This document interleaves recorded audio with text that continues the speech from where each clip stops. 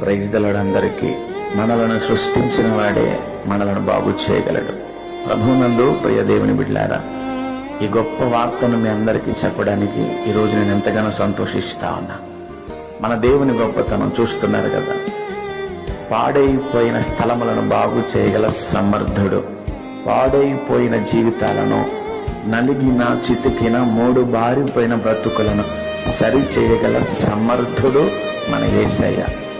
ఈ ఆదివారం సాయంకాలం వేళ మరి సహోదరులు స్టీఫెన్ పాల్ బ్రదర్ గారు మన ప్రార్థనా మందిరంలో వారి యొక్క సాక్ష్యాన్ని పంచుకోవడానికి మన మధ్యకు రాబోతా ఉన్నారు.